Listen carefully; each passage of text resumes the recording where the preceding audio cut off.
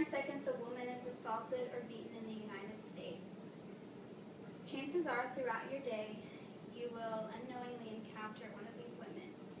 I am here to discuss what domestic violence is, whom it affects, and what you can do to help someone who's become a victim. After working with my town's local women's shelter, I had heard firsthand from the victims themselves. According to the National Coalition for domestic violence is any abusive, violent, coercive, forceful, or threatening act or word inflicted by one member of a family or household on another. Domestic violence is one of the most unreported but serious life-threatening crimes that exist today. There are 3 main types of domestic violence: physical abuse, emotional abuse, and sexual abuse.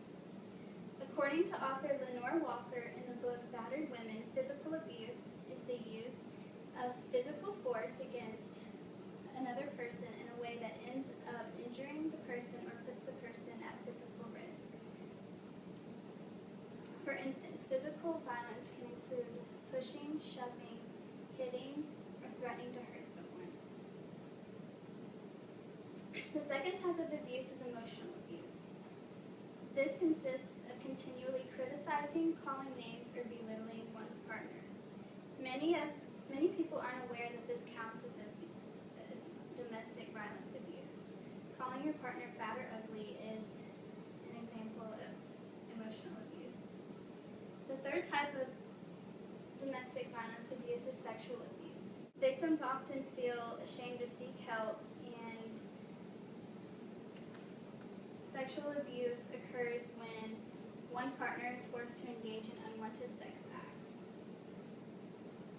According to Weave Inc., 1 in 4 women experience domestic violence in their lifetime. Historically, females have been most victimized by a family member or someone they're close with. Most cases of domestic violence are never reported to the police because they are afraid for their safety. Domestic violence also affects children of the victims, according to the National Coalition for Domestic Violence.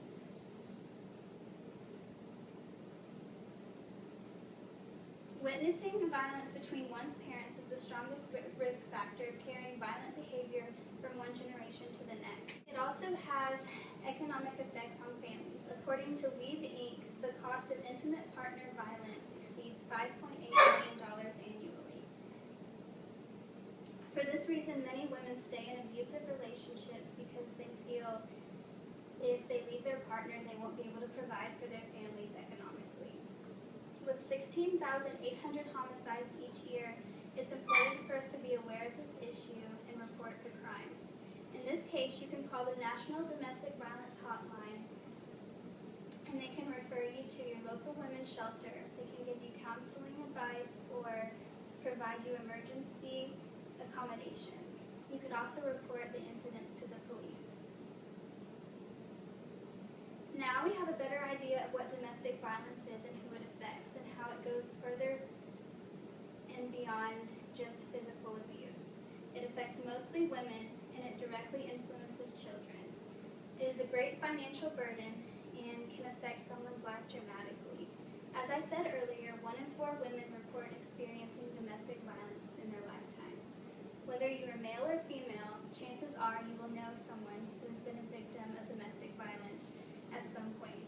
That's why it's important to be better prepared to recognize and know how to provide help to women and others who fall victim to domestic violence.